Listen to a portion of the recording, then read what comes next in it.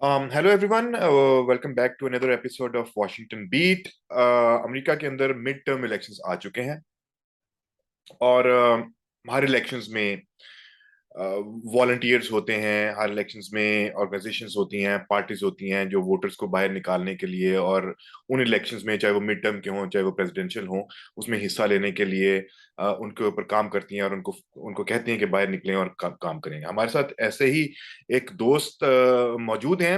इनका अगर मैं तारुफ करवाने लगूं तो आधा प्रोग्राम तो यहाँ पे निकल जाएगा, इसलिए मैंने इनसे बात की थी तो बहुत लिमिटेड इनका तारुफ यह है कि इनका नाम अदनान बुखारी है। आप यहाँ पर एक पॉलिटिकल ऑर्गेनाइजेशन, एडवोकेसी ऑर्गेनाइजेशन है पॉलिटिक्स के हवाले से, जिसको साउथ एशियंस फॉर अमेरिका के नाम से जाना जाती है। और आप उनके मेंबर हैं नेशनल लीडरशिप टीम के, which is a very big thing कि नेशनल लेवल के ऊपर भी आपको काम करना पड़ता है। लेकिन अमेरिका की बहुत बड़ी जो रियासतें हैं उसके अंदर वर्जीनिया काउंट होती है। आप वर्जीनिया में रहते हैं और वर्जीनिया के अंदर भी ग्राउंड के ऊपर काम करते रहे हैं। तो जब मैं thank you Adnan for joining me. मैं आपसे पहला सवाल यहीं से शुरू करूंगा कि कितना मुश्किल है या आसान होता है ग्राउंड पर काम करना, लोगों को ये कहना कि आएं और वोट दें और उनको कन्विंस करना किसी ना किसी चीज पर हुए, किसी एक इशू के ऊपर या किसी एक पार्टी की तरफ से या किसी एक जो मेंबर है जो इलेक्शन लड़ने जा रहा है उसके लिए वोट मांगना कितना मुश्किल है अमेरिका के अंदर खासतौर पर। Thank you, Ajay. Thank you for having me on your program. Uh, एक जो बहुत अच्छाई है अमेरिकन डेमोक्रेसी की, वो ये है कि जो बैरियर ऑफ एंट्री होता है ना पॉलिटिक्स में आने का, एंगेजमेंट के लिए, वो बहुत ही लो है। जो भी चाहे, अगर वो सेल्फ मोटिवेटेड हो तो वो हिस्सा ले सकता है पॉलिटिक्स के अंदर। और आपने बात कही कि किस तरह लोगों को रीच आउट करना आसान होता है, नहीं होता है, हाउ वो थोड़ा सा पर्सनालिटीज पे भी डिपेंड करता है। लेकिन वो मोटिवेशन अगर हो तो इट्स एक्चुअली वेरी इंटरेस्टिंग। क्योंकि आप जो वो अपने घर से बाहर निकल के लोगों से बात करते हैं, लोगों से जब आप बात करते हैं तो आप लोगों से पूछते हैं भी आप व्हाट इज योर कंसर्न। काफी सोफिस्टिकेटेड हो गई है पॉलिटिकल पार्टीज, तो उन्होंने टेक्नोलॉजी के थ्रू बहुत इंफॉर्मेशन गैदर कर ली हुई है अपने वोटर्स के बारे में। उन्हें पता है जी वोटर की एज क्या है, वोटर जो है वो कौन सी डिस्ट्रिक्ट में रहते हैं, हम्म। वोटर कितना जो है वो डेमोक्रेट या रिपब्लिकन या इंडिपेंडेंट लीन करते हैं। तो सारी प्रोफाइल उन्होंने तैयार की हुई होती है। फिर उसके बाद अम, आजकल जो इस मिड टर्म इलेक्शंस में जो टॉप क्वेश्चंस मैं देख रहा हूँ, वो ये टॉप क्वेश्चन है कि जी मेरा नाम अदनान बुखारी है, मैं जो हूँ वो डेमोक्रेटिक पार्टी से फोन कर रहा हूँ, मैं जानना चाहता हूँ कि आपके मसाइल क्या हैं। डिस्कशन हम वहां से शुरू करते हैं कि आपके क्या मसाइल या उन मसाइल पर आपका आपकी आप कहाँ पर जा रहे हैं, क्या आप लीनियंट हो सकते हैं या नहीं हो सकते हैं।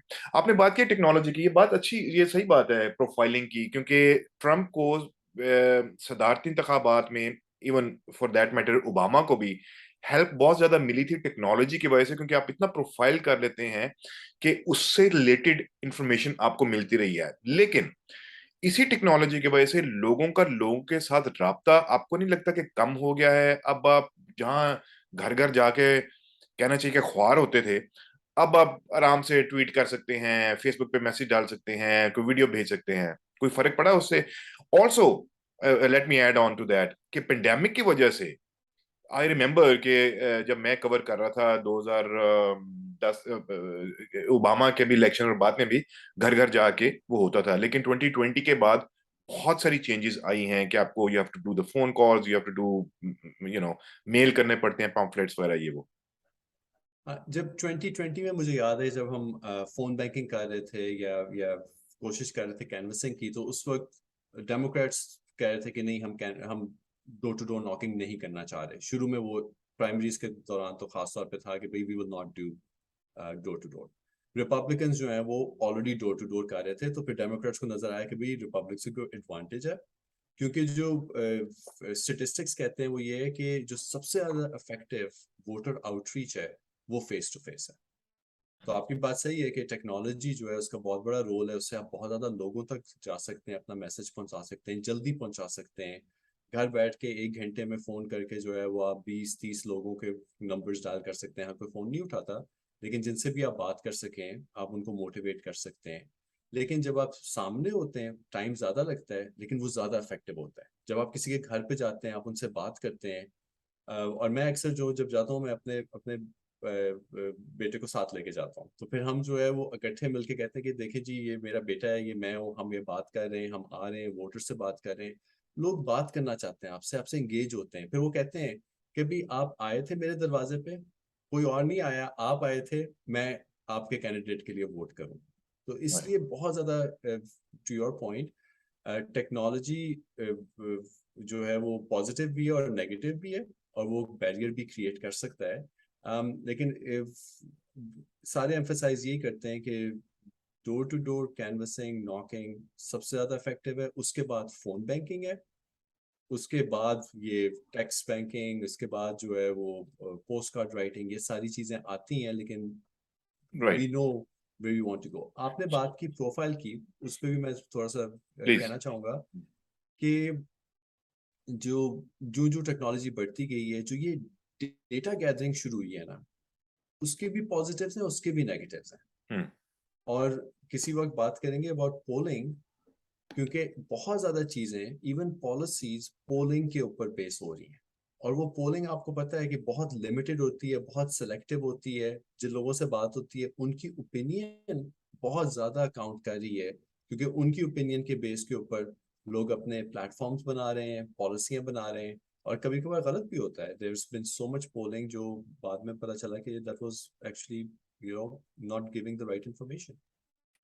इस वक्त जब हम मिड टर्म इलेक्शंस की बात करते हैं तो क्या इश्यूज हैं जब आप ग्राउंड पे जाते हैं, जब आप लोगों से बात करते हैं, तो उनके लिए क्या इश्यूज ज्यादा हैं? कहाँ पर वो डिवाइड आ जाती है जो हमको डेमोक्रेट्स और रिपब्लिकन्स के अंदर Trumpsters and then Republicans, old school Republicans? मैं ऐसे बहुत सारे रिपब्लिकन्स को जानता हूँ जो कहते हैं कि यार अब तो हम वोट नहीं करेंगे रिपब्लिकन्स को।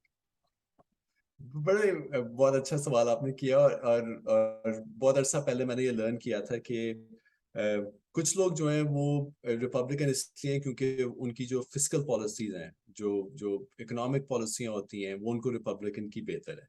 तो वो फिस्कल कंजर्वेटिव्स हैं, लेकिन वैसे वो जो है वो डेमोक्रेट्स के साथ जाना पसंद करते हैं, क्योंकि सोशल पॉलिसीज जो है वो डेमोक्रेट्स की ज्यादा बेहतर है, या ओवरऑल डेमोक्रेट्स की जो एजेंडा है वो ज्यादा ओपन है। तो जो मेन इश्यूज इस वक्त डिवाइड कर रहे हैं, वो रिपब्लिकन्स के लिए जो ट्रम्प के 2022 इलेक्शंस के बाद एक्सेप्टेंस ऑफ द रिजल्ट्स, वो बहुत ट्वेंटी बड़ी twenty division twenty twenty create कर रहे हैं राइट। कि जो जिनको मागा रिपब्लिकन्स कहा जा रहा है। राइट। तो इवन रिपब्लिकन पार्टी में डिविजन्स क्रिएट हो रही हैं। राइनो रिपब्लिकन्स कहा जा रहा है उन लोगों को जिनको वो कह रहे हैं रिपब्लिकन इन नेम ओनली। और मागा रिपब्लिकन्स वो रिपब्लिकन्स हैं जो बेसिकली इलेक्शन डिनाई करते हैं कि 2020 में बाइडेन नहीं जीता, राइट। ये इलेक्शन हमसे छीना गया है, it was stolen from us. तो वो एक बहुत बड़ा इशू है। एक और जो बहुत बड़ा इशू है वो एजुकेशन और जो पेरेंट्स के राइट्स हैं स्कूल्स के अंदर, कि क्या पेरेंट जो है वो डिसाइड कर सकते हैं कि कौन सा करिकुलम पढ़ाया जाएगा, नहीं पढ़ाया जाएगा। उसमें जो क्रिटिकल रेस थ्योरी की बात आ रही है, राइट। राइट। राइट। जो कि यस। स्कूलों में नहीं पढ़ाया जा रहा, लेकिन यूनिवर्सिटी लेवल के कोर्सेज हैं। लेकिन उसकी एक अडेप्टेशन ना, उसका एक तर्ज जो है वो कहा जा रहा है कि बच्चों को भी उसको एक इंट्रोड्यूस किया जा रहा है इस तरह की रेस थ्योरीज के साथ।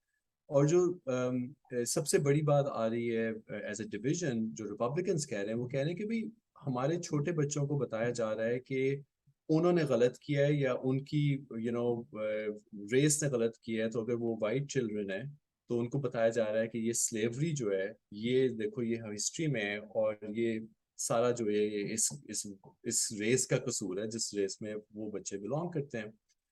वो बहुत बड़ा डिवाइड की वो बहुत डिवीजन क्रिएट कर रहा है। एक और चीज जो डिवीजन क्रिएट कर रही है वो इमिग्रेशन है। ये जो रिप्लेसमेंट थ्योरी है कि लोग आ रहे हैं बाहर से, मोस्टली साउथ से, और वो हमारी जॉबें ले रहे हैं हमसे। हमारा लॉस हो रहा है, हमसे चीजें छीनी जा रही हैं, वो एक बहुत बड़ी डिवीजन। और इसके नीचे अंडरस्टैंड करना जरूरी है कि पिछले 10 साल 15 साल से ये रिपोर्ट्स आना शुरू हो गई कि 2040 2050 तक ये मुल्क माइनॉरिटी मेजॉरिटी मुल्क हो जाएगा। राइट। तो नॉन वाइट्स की मेजॉरिटी नहीं रहेगी, नॉन वाइट्स की मेजॉरिटी हो या जाएगी। और उसका तो रिएक्शन आ वो रहा है, भी एक नी जो रिएक्शन सेंस है, बट उसका रिएक्शन सेंस आ ऑफ रहा है लॉस, कि एक उसका सेंस ऑफ लॉस है। और आपकी बात सही है, रिएक्शन है और एक बहुत कैलकुलेटेड रिस्पॉन्स है। अब डेमोक्रेट साइड पे जो चीजें डेमोक्रेट्स को लीन कर रही हैं टुवर्ड्स डेमोक्रेट्स, उनके लिए जो चीजें इंपॉर्टेंट है वो है rights of women to choose, right. कि वो अपनी बॉडी के साथ क्या करते हैं, ये जो रिप्रोडक्टिव राइट्स। डेमोक्रेट्स ने, आपने देखा, बहुत ज्यादा एनर्जाइज हो गए समर में जब सुप्रीम कोर्ट ने फैसला किया वो एबॉर्शन, abortion को बैन रो करने का। वर्सेस वेड के वाले से, या रो वर्सेस वेड, डॉब्स वाला जो जो राइट। केस था, उसमें Roe versus Wade is gone. तो ये डेमोक्रेट्स को बहुत ज्यादा गैल्वेनाइज कर रहा है। और फैक्ट बात है, मैंने विस्कॉन्सिन में फोन कॉल्स की वोटर्स के लिए, फोन बैंकिंग कर रहा था। तो मैंने पूछा आपको सबसे ज्यादा क्या यू नो इम्पोर्टेंट है आपके लिए। एक खातून थी दूसरी साइड पे। तो उन्होंने मुझे दो बातें की। उन्होंने कहा रिप्रोडक्टिव राइट्स और ये LGBTQ राइट्स। लाइक फॉर और अगेंस्ट? फॉर, ये दो फॉर। चीजें उनको सबसे ज्यादा, ये मैं डेमोक्रेट्स को फोन कर रहा था, अच्छा अच्छा, उनको ठीक है। सबसे ज्यादा जो है वो ये उनके लिए इम्पोर्टेंट थी ये दो राइट। चीजें। राइट। तो ये डेमोक्रेट्स के लिए ये बहुत इम्पोर्टेंट है। रेशियल इक्वालिटी और हर किस्म की इक्वालिटी जो है, दैट इज ऑल्सो, लोग बहुत ज्यादा उस पर गैल्वनाइज होते हैं। अल्टीमेटली अगर आप देखें, जॉर्जिया की मिसाल ले लें। जॉर्जिया में जो 2020 के सेनेट के इलेक्शंस हुए, उसमें जो क्लोज अपसेट्स मार्जिन। हुए और विन हुई, क्लोज मार्जिन। राफेल वार्नोक जो जीता वहां से, um, वो जॉन ऑसफ जीता।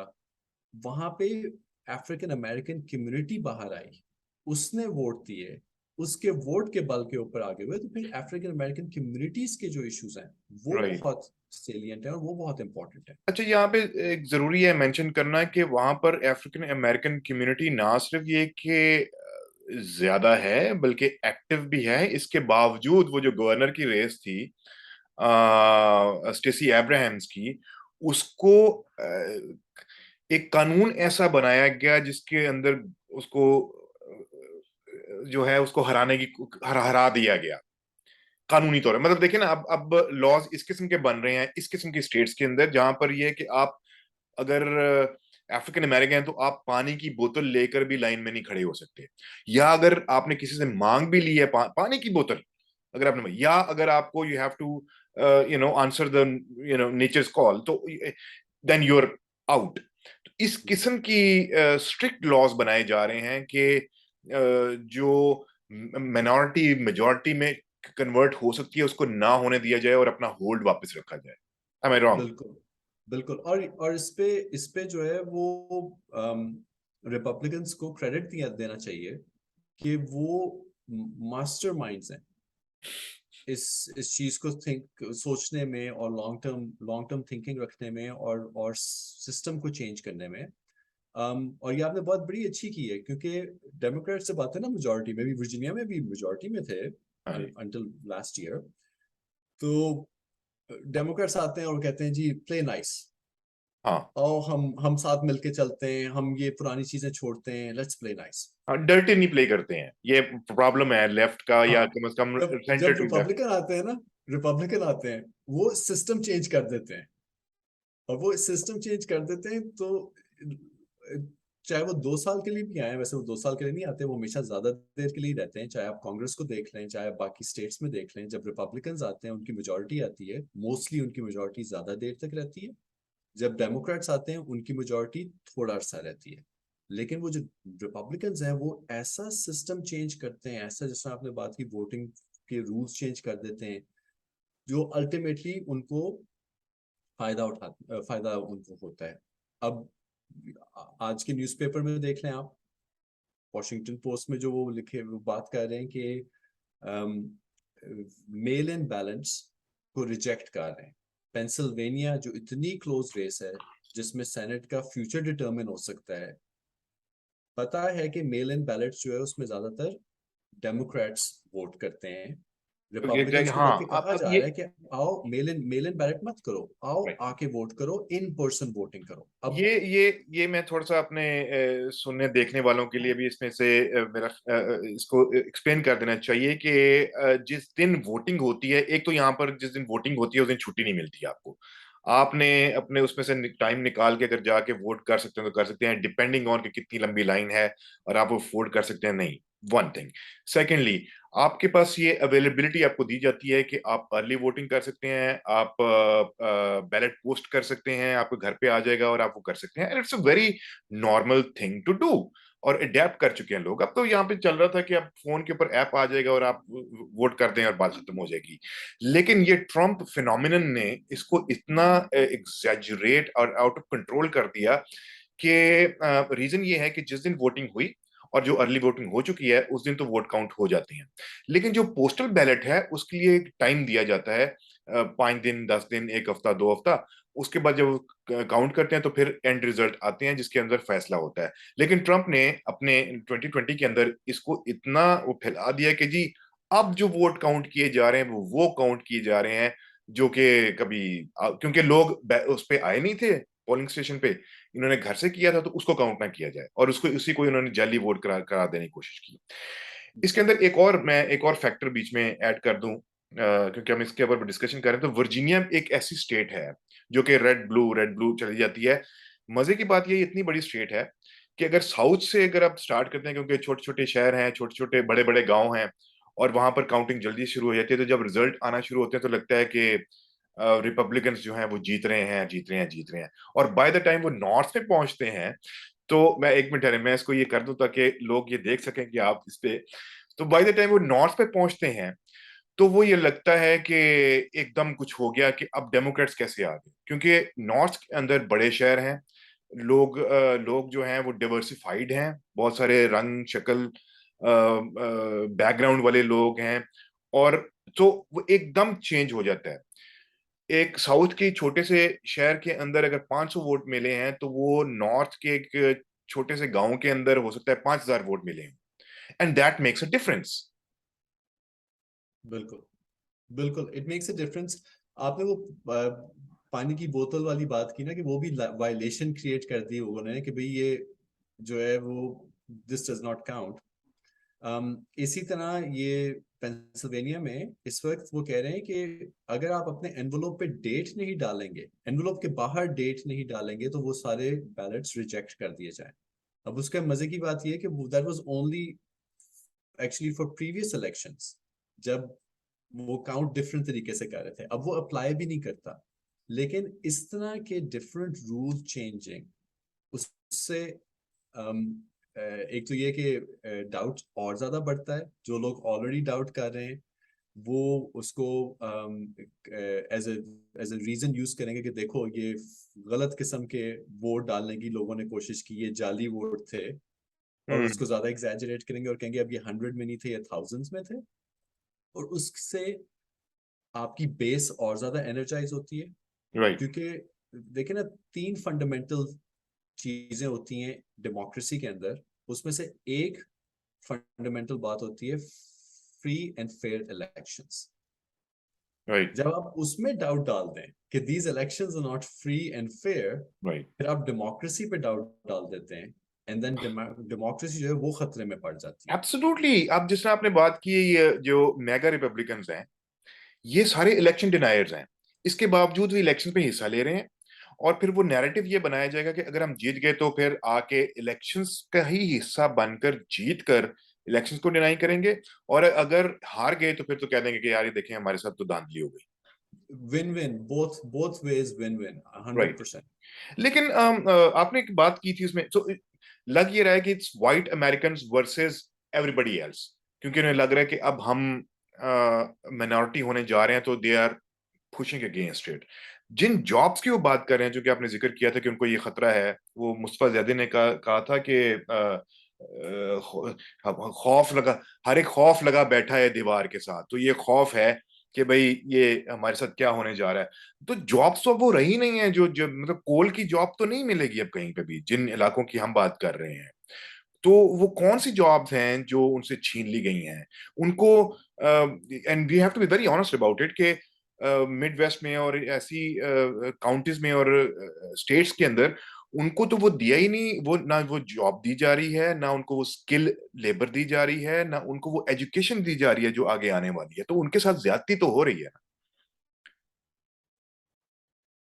तो, एक एक तो ये कि चाहे अमेरिका हो चाहे पाकिस्तान हो, दुनिया का जौन सा मर्जी कोना हो, अम, हर कोई जो है वो देखता है कि उसके हर अपना सेल्फ इंटरेस्ट हर एक को प्यारा होता है। और वो हर इंसान देखता है कि वो उसका उसके लिए क्या मिल रहा है उसे, और उससे क्या लिए उससे उससे क्या उसको क्या देना पड़ रहा है।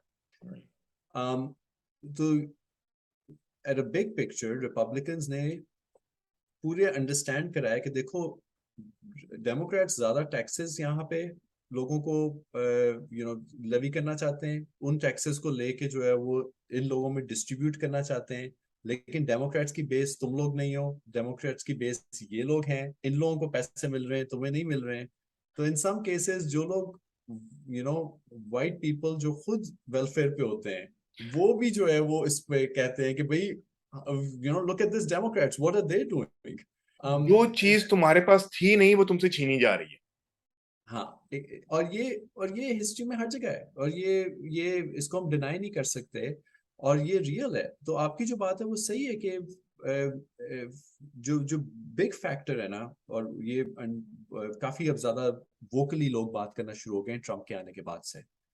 लोगों को तब्दीली नजर आ रही है, और लोगों को जो तब्दीली नजर आ रही है, जो चेंज नजर आ रहा है, वो चेंज उनको, उनके लिए कुछ, उनके लिए अच्छा नहीं हो रहा, चेंज हो रहा है लेकिन उनके लिए अच्छा नहीं हो रहा। So they people want change, and that's basically underneath it, Democrats want change, Republicans want change.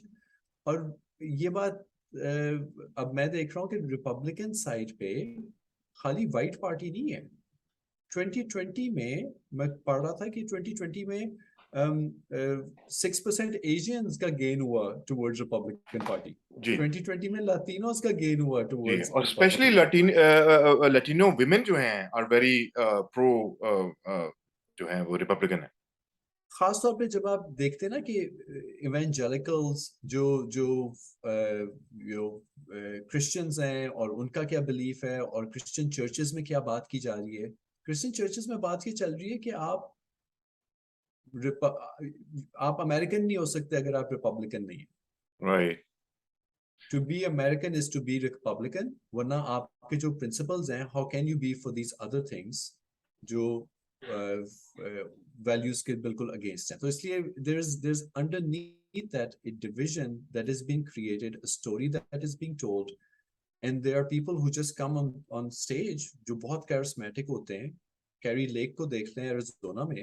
Arizona में जो सेनेटर है इस वक्त, डेमोक्रेटिक सेनेटर, बहुत हम्म। पॉपुलर था, हम्म। उसकी बड़ी अच्छी लीड थी। लेकिन उसकी लीड कम हो गई है, नॉट बिकॉज उसका अपोनेंट बहुत स्ट्रांग है, लेकिन क्योंकि जो गवर्नर की कैंडिडेट है ये कैरी लेक, वो इतनी स्ट्रांग है, वो इतनी वोकल है, उसने लोगों को इतना एनर्जाइज कर दिया है कि ये एरिजोना की जो लीड है ये कम, जो छोटी होती जा रही है। So this is where the entire country is changing. और ये जो चेंज आ रहा है, बड़ा एक एक कैच 2020 है, क्योंकि एक तरफ लोगों को चेंज नजर आ रहा है कि यार ये तो वो वाला अमेरिका नहीं है जो 20 साल पहले था। हर कोई ये कह रहा है कि यार ये वो वाला नहीं है जो 30 साल पहले था, 40 साल पहले था। और दूसरी तरफ वो कह रहे हैं कोई चेंज नहीं हो रहा, मेरे हालात बिगड़ते जा रहे हैं, मेरे हालात बेहतर नहीं हो रहे। तो मुझ मुझे क्या फर्क पड़ता है अगर कोई डेमोक्रेट आता है, रिपब्लिकन आता है, मेरे लिए तो कोई चेंज नहीं आ रहा। पाकिस्तान की तरह क्या आप ये कह सकते हैं कि इन इलेक्शंस में लोगों को तब्दीली चाहिए और अगले इलेक्शंस में हो सकता है कि उनको इनकलाब चाहिए हो? इनकलाब की तरफ जा रहा है बहुत। ये इसके ऊपर बहुत ज्यादा बात हो रही है, और बाइडेन भी अब आके जो ये कह रहा है कि भाई डेमोक्रेसी थ्रेट के ऊपर है। Right. President of United States आ रहा है और कह रहा है कि मैं एक्सट्रीमिज्म देख रहा हूँ। एक्सट्रीमिज्म साथ में इनकलाब वाली बात आ जाती है ना, रेवोल्यूशन ही फैशिज्म। आता है उसके राइट। साथ। तो जब वो कह रहे हैं कि इतना एक्सट्रीमिज्म आ रहा है, लोग इतने पोलराइज हो रहे हैं, इतने अरसे से दोनों पार्टीज पोलराइज होती जा रही हैं, डेमोक्रेट ज्यादा प्रोग्रेसिव साइड पे जा रहे हैं, रिपब्लिकन ज्यादा और ज्यादा कंजर्वेटिव साइड के ऊपर जा रहे हैं, तो वो जो डिफरेंसेस हैं उनको कैसे रेकनसाइल करेंगे। और जनवरी 6 में जो हमने देखा, जो कैपिटल हिल के ऊपर हमला हुआ, वो एक प्रीव्यू था इनकलाब का। वो भी उसको लोग यही कह रहे हैं ना कि एक किस्म का एक इनकलाब की कोशिश थी।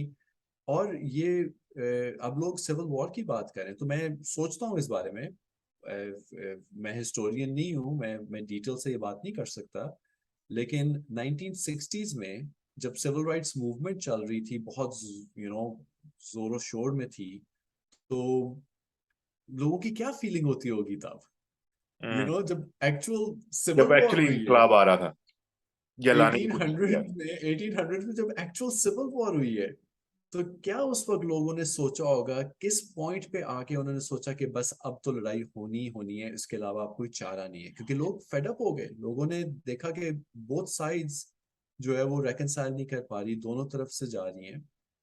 और इसमें एक और जो मेरे ख्याल में हैरानगी की भी बात है, और फॉर मी खतरे की भी बात है। मैं आई वुड एक्सपेक्ट कि जो जुडिशरी है, अमेरिकन जुडिशरी है, वो जरा ज्यादा इंडिपेंडेंट होगी। मुझे रहा। इंडिपेंडेंट जुडिशरी नहीं नजर आ रही, मुझे सुप्रीम कोर्ट को हाँ। देखते हुए राइट। इंडिपेंडेंट जुडिशरी नजर आ रही। ये लोग अपॉइंटीज हैं डिफरेंट हमें फिलोसफीज के, और ये वो एग्जर्ट कर रहे हैं और वो कंट्री को चेंज कर रहे हैं, और इतने ज्यादा केसेस हैं इस वक्त सुप्रीम कोर्ट के ऊपर कि वो और ज्यादा हमारी लाइफ को इम्पैक्ट करेंगे। हम इस पे अलहदा से प्रोग्राम करेंगे क्योंकि ये इसके अंदर से बात नहीं हो सकती क्योंकि ये समझाना पड़ेगा कि what role of the Supreme Court is. जज कैसे इलेक्ट होते हैं, कोर्ट कैसे पैक की जाती है और किस तरह रिपब्लिकन्स ने इसके अंदर अपनी सारी एनर्जी हमेशा लगाई रखी और आज हमारे पास जो कोर्ट है उसका क्या हाल है। ये एक पूरा अलहदा बनता है, ये इसके अंदर आ नहीं सकेंगे। मैं सिर्फ ये पूछना चाहूंगा वेरी क्विकली कि चूंकि आप साउथ एशियंस फॉर अमेरिका को रिप्रेजेंट भी कर रहे हैं या उसके तहत वो करते हैं, तो हाउ कहाँ जा रहे हैं साउथ एशियंस, कहाँ जा रहे हैं, क्या चल रहा है और खासतौर पे पाकिस्तानी कहाँ पर हैं? So South Asians, of course, Pakistani, Indians, Indian and Bangladeshis, everybody. Nepalis, all mixture. क्योंकि आपने सवाल पाकिस्तान का किया तो मैं पाकिस्तान पे फोकस करता हूँ। पाकिस्तानीज बेस्ट मैं डिस्क्राइब भी कर सकता हूँ कि स्प्लिट हो गए। ठीक है। अच्छा, पहले हिस्ट्री में इससे पहले ओबामा के आने से पहले या बल्कि क्लिंटन के आने से पहले भी ये हिस्टोरिकली रिपब्लिकन्स रहे हैं। वो फैमिली वैल्यूज के हिसाब से, बिजनेस अपॉर्चुनिटीज के हवाले से, ये कि आप कर सकें टैक्सेस के हवाले से, जो आप पहले भी बात कर रहे थे कि वो एक रिलीजियस जो वो माइंडसेट है उसके हवाले से भी। Sorry, go on. बिल्कुल सही कह रहे हैं आप। 9/11 से पहले 9/11 से पहले, सॉरी, या। 9/11 से पहले प्रीडोमिनेटली रिपब्लिकन्स थे। 9/11 के बाद रिपब्लिकन पॉलिसीज की वजह से मेनली शिफ्ट हुआ टुवर्ड्स डेमोक्रेट्स। डेमोक्रेट ज्यादा वेलकम हुए, रिपब्लिकन जरा थोड़े से ज्यादा हार्ड स्टैंड भी हो गए। कुछ ऐसे इंस्टेंसेस हैं वे रिपब्लिकन नहीं चाहते थे कि नॉन वाइट ज्यादा उसमें इन्वॉल्व हो। अब रिसेंटली जो है वो मेरे मेरे नजरिए में दोबारा तब्दीली आ रही है और ज्यादा स्प्लिट्स आ रहे हैं। तो स्प्लिट्स यहाँ पे आ रहे हैं कि अब ट्रम्प जब आया तो वापस डेमोक्रेट्स की साइड पे लोग रहे, लेकिन अब ट्रम्प चला गया है। तो जब ट्रम्प चला गया है तो लोग सोच रहे हैं कि अब ट्रम्प तो चला गया है, now we can look at these other things. उसी के साथ साथ पाकिस्तानी अमेरिकन बहुत ज्यादा केयर करते हैं कि पाकिस्तान और अमेरिका के कैसे रिलेशंस हैं।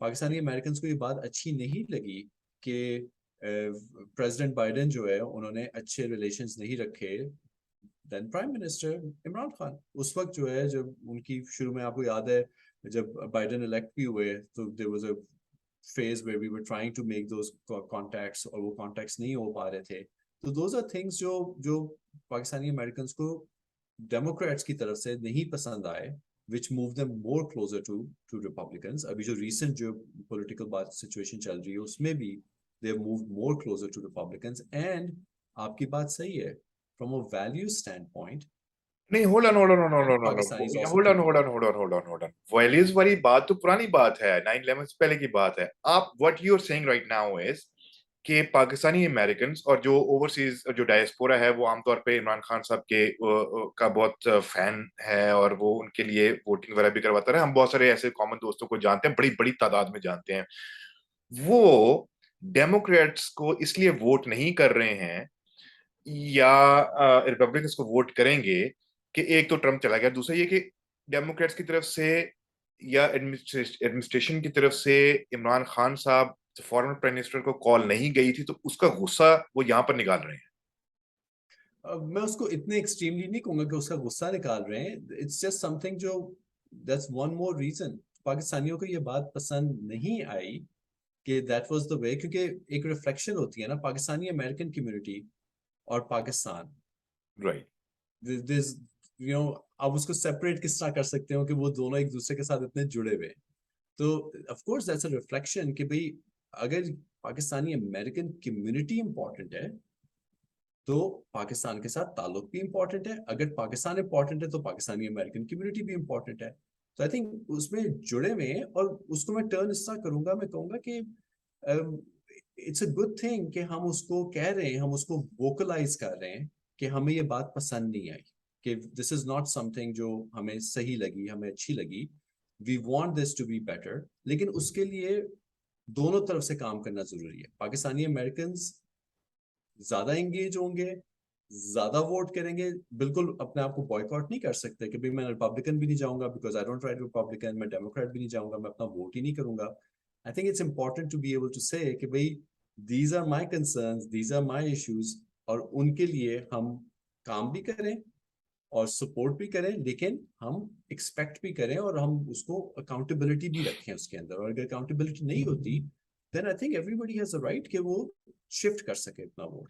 आपने बड़ी इंटरेस्टिंग बात की है। इसके अंदर बहुत सारी तहें आ सकती हैं कि as an American, Pakistani American as an American उनको पता है कि यहाँ के जो इश्यूज हैं लोकल से लेके स्टेट से लेके नेशनल लेवल पर वो क्या हैं और उसके ऊपर वो कौन लोग हल कर सकते हैं। लेकिन ये इम्पैक्ट, ये फैक्टर बीच में आ जाना कि पाकिस्तान के अंदर क्या हो रहा है और वो कैसे यहाँ पे इम्पैक्ट करता है, so this is very very interesting trend. अब वेरी क्विकली कुछ प्रोजेक्ट कर सकते हैं आपके कल क्या होने जा रहा है या इन मिड टर्म्स इलेक्शन में क्या होगा? अभी तक लग रहा है कि कांटे का मुकाबला है। मैं, मेरी अपनी तो कोई प्रिडिक्शन नहीं है, मैं सिर्फ आपको ये बता सकता हूँ जो बाकी प्रिडिक्ट कर रहे हैं वो तो यही कर रहे हैं कि जो हाउस है वो रिपब्लिकन पे जाएगा और जो सेनेट है इट्स अ टॉस अप। और ये बहुत पॉसिबल है कि सेनेट की डिसीजन हमें कल नहीं पता चलेगी, सेनेट की डिसीजन डिले होगी क्योंकि कुछ कॉन्टेस्ट इतने क्लोज होंगे कि वो अगले कुछ महीने चलते रहेंगे। Thank you very much for your time. I would like to again invite you and then we are going to talk about ये जो हम सुप्रीम कोर्ट वाली बात है, क्योंकि वो आप उसको अंडरस्टैंड कर सकते हैं और एक्सप्लेन भी कर बेहतर कर सकेंगे। But thank you again Adnan for your always a time pleasure. और for talking about this whole process.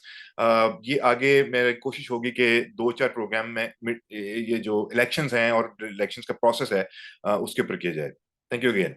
That's wonderful. Thank you.